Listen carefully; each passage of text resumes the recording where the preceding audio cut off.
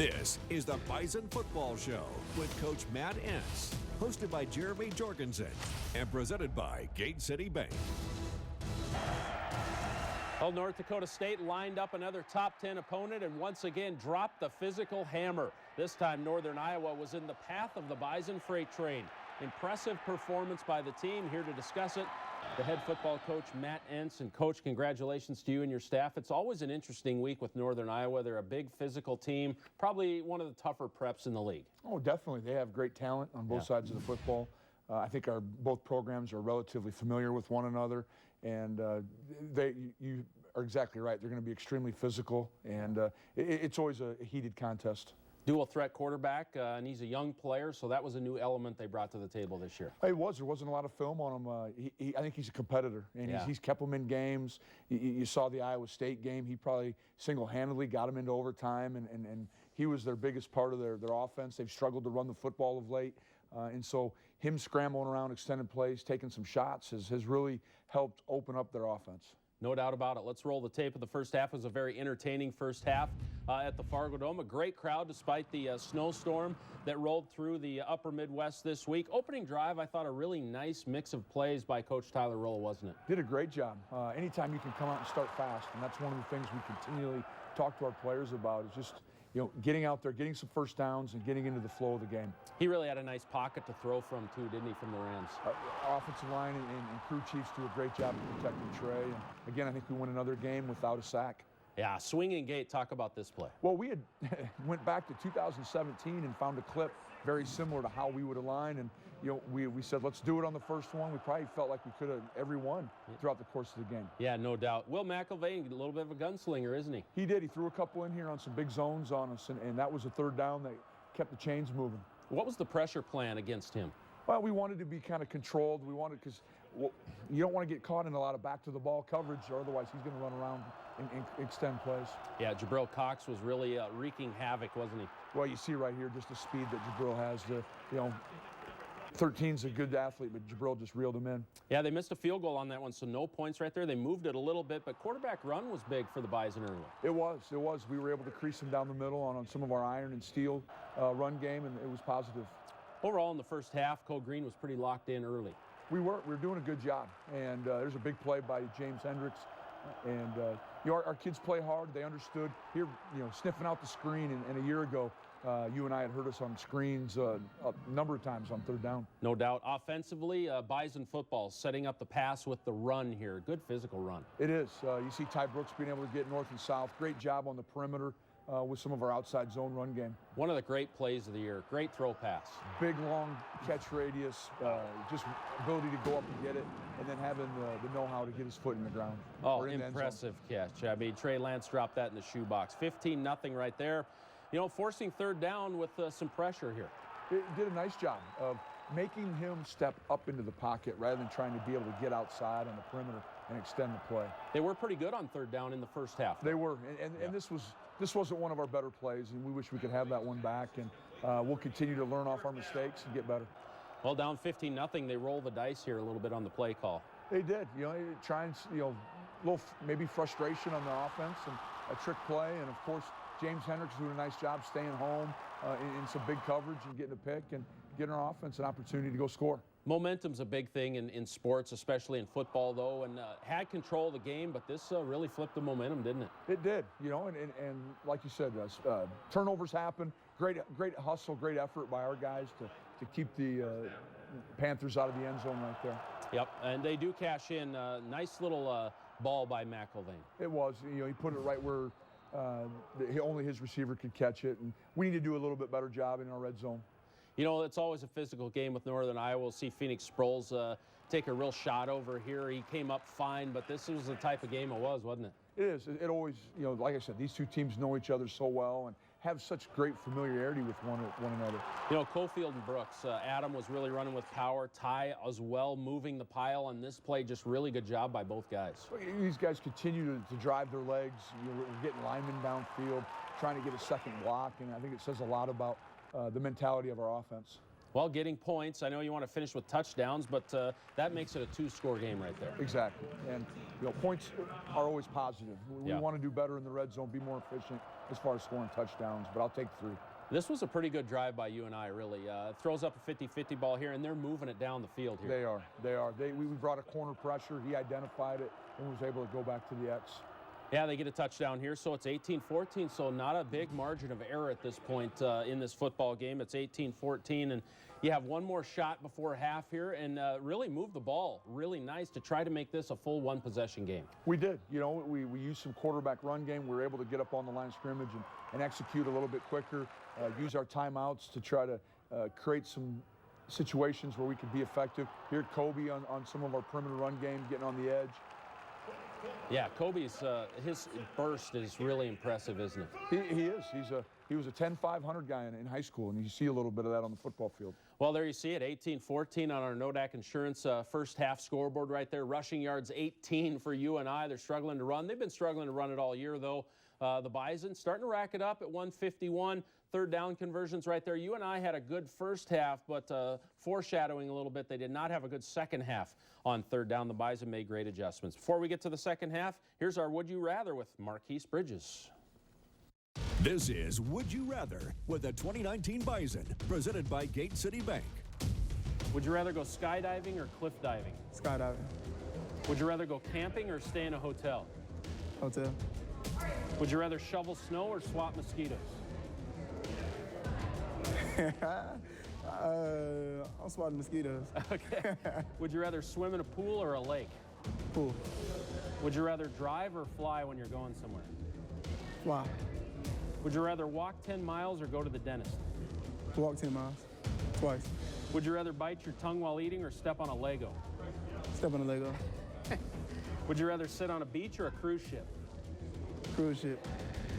Would you rather confront an alligator or a bear? Bear. Okay. Would you rather be thirsty or hungry? Thirsty. Would you rather sit in a tractor all day or an office? Office. Would you rather watch a movie at home or go to the theater?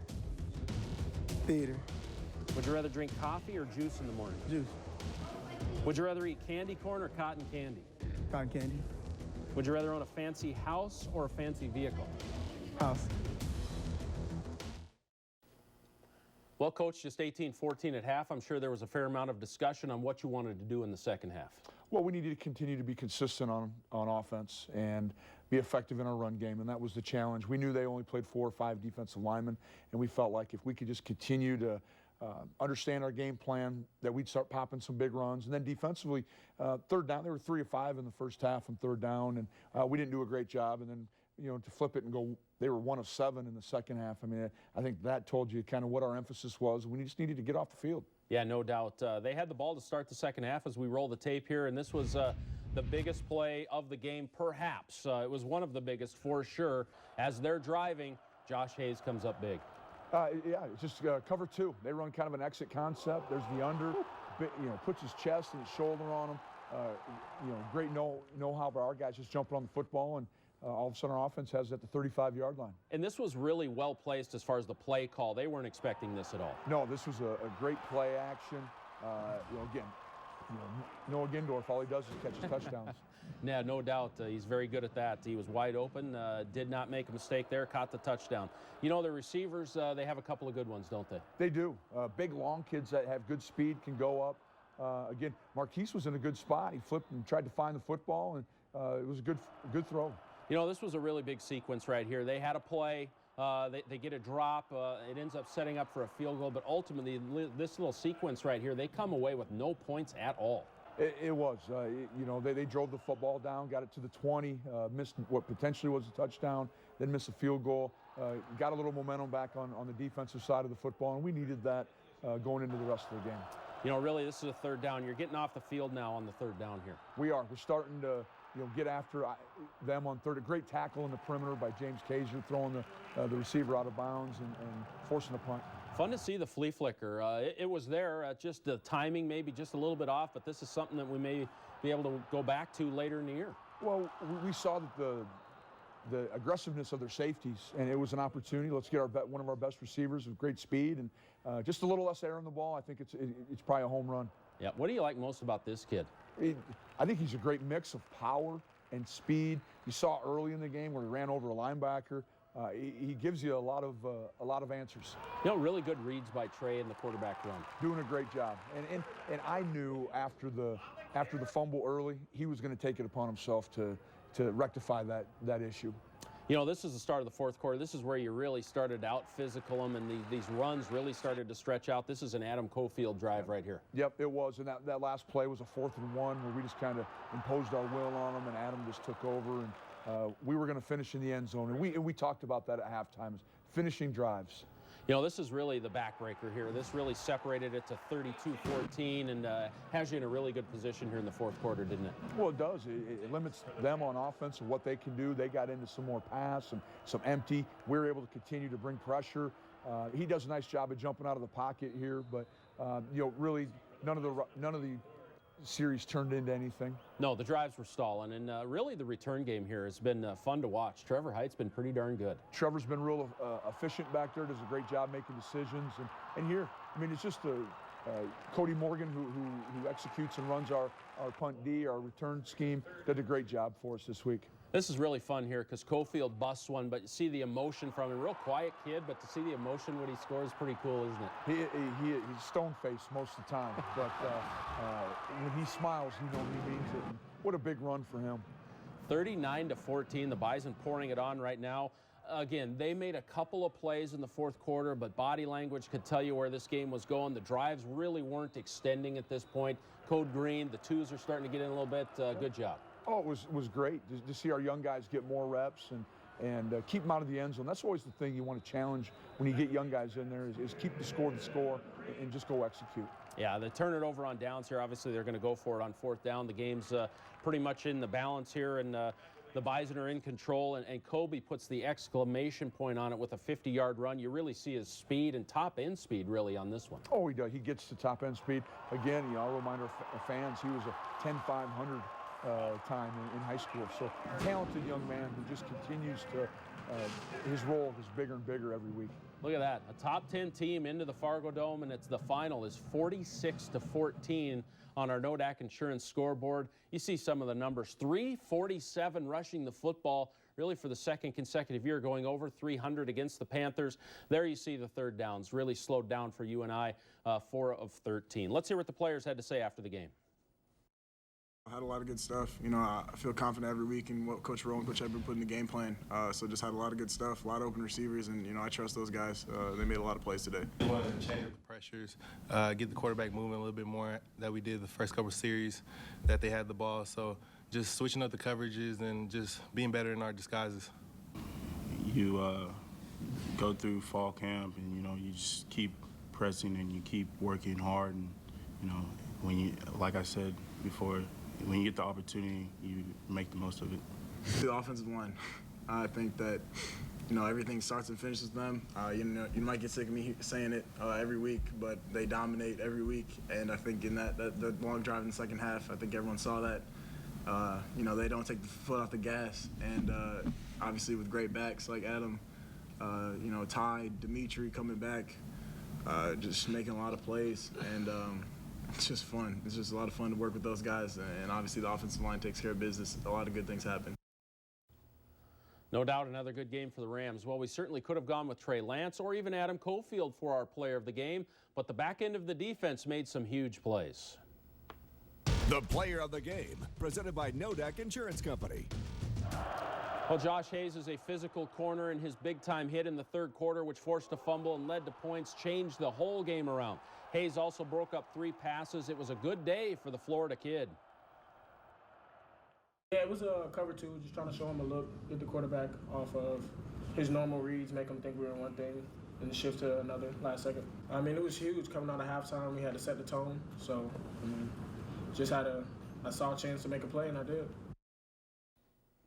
Marquise and Josh playing well. Josh is a real physical corner, isn't he? I mean, that's a play he loves. It is, and it was great to see him execute it, and everything he said right there. I mean, coming out, we needed to play well early, and you just want to get a stop. but then to get the ball back on the 35-yard line, that was that shifted the momentum of the game, and good for Josh. He puts a lot of time and effort into his craft, and good to see him making plays for us. Another defensive element to this game and the season so far has been James Kaiser.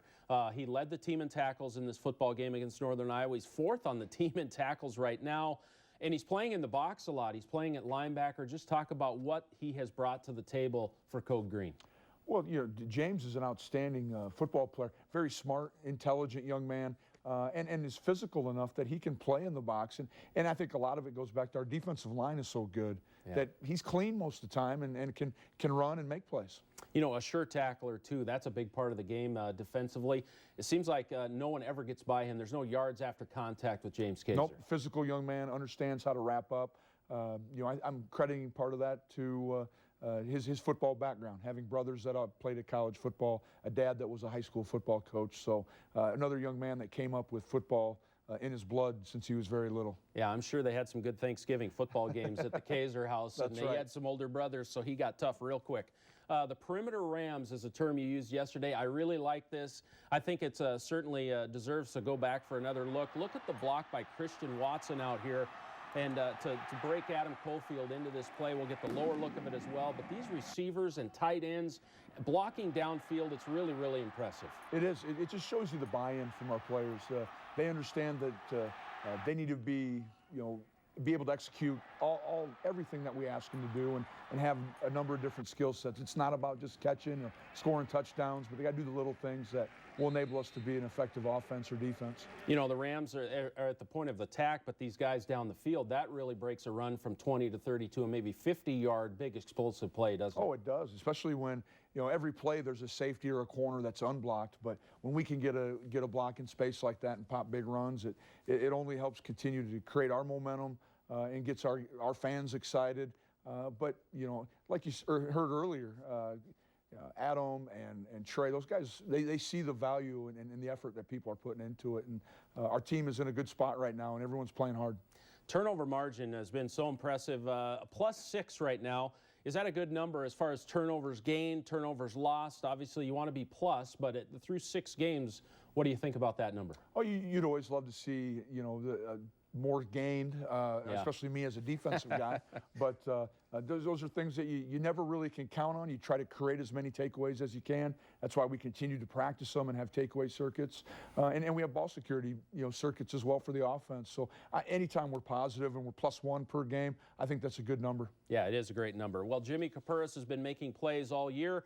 Made a few at Illinois State. He's been doing a good job. A story of perseverance that you'll want to see. Stay with us.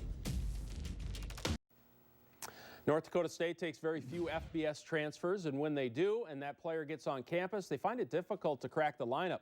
It requires a lot of hard work and patience. One of the Bison receivers is the perfect example of this. Today's Bison football feature story is presented by Olaf Anderson Construction. A big part of the Bison offense now. Now throws on the run, and Kapuris makes the reception, and he backs out of bounds at the 16-yard line. Good enough for a North Dakota State first down. Wide receiver Jimmy Kapuris' path to Fargo was not like many on the roster. Kapuris was recruited by NDSU out of high school, but chose to go to Western Michigan. After a coaching change, Kapuris left the school and left football completely. And Coach Klatterman had reached out to my family and said, how's Jimmy doing at Western Michigan? Not even knowing that I wasn't even there anymore. So, in 2017, Kapuris made the decision to join the Bison, and on his first day, he was working out with the players. I want to see, where my competition level is at. Coming from an FBS school, they're going to put me against some of the best guys, and so I was doing my thing, and then all of a sudden, just one cut too many, and my knee had just snapped. Kapuris tore his ACL, MCL, and his meniscus, and his hope of seeing the field and making an impact right away was shattered. Kapuris said during his rehab he was able to rely on his support system back home. Me and my dad are really close, and he made it easy for me to just stay positive every day. And the positivity radiated from Kapuris, who became someone for other guys dealing with ACL injuries to lean on, like fellow wide receiver Cole Jacob. After practice, you'll see him catching balls all the time and running routes, doing releases. That motivated me to get better, and same thing with, bouncing back from the injury, always doing rehab and stuff. It forced me to do it too.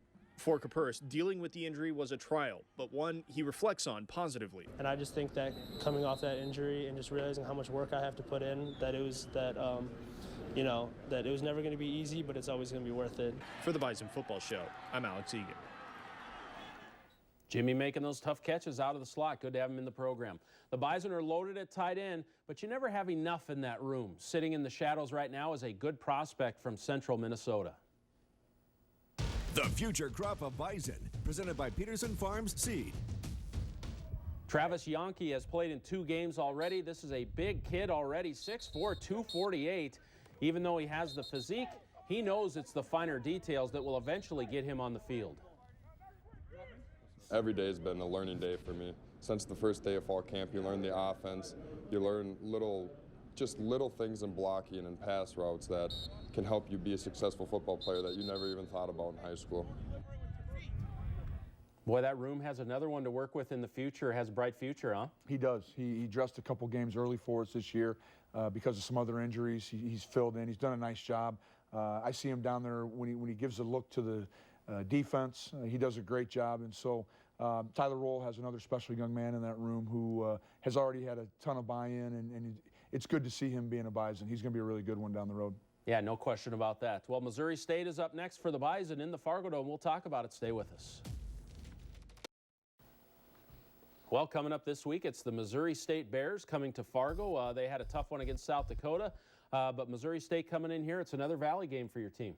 Always a tough game, and going to have a great week of preparation, great week of detailing our work and making sure we make practice count. And so hopefully the weather will warm up a little bit. We won't have to practice out in the cold, but regardless, we'll be ready to go next weekend. Overall, through 6 games, what impresses you the most about your team? And what do you want to continue to get better at? I think, and I don't want to say it over and over, but our kids' willingness to continue to get better. Find the little things. You know, early in the season, it was big picture items that we needed to get better at, just learning the offense and defense. Right now, it's the little things that can separate us from the other teams in the league, and we just got to continue to work and stay healthy. Yeah, the guys are having fun. It's really fun to watch them out there compete every week. Missouri State is this week. We'll watch them again. The Bison Radio Network will be fired up. Of course, statewide TV and ESPN Plus as well. 2:30 kick for Missouri State. We'll see you at the Fargo Dome. The Bison are undefeated. Enjoy it, everybody.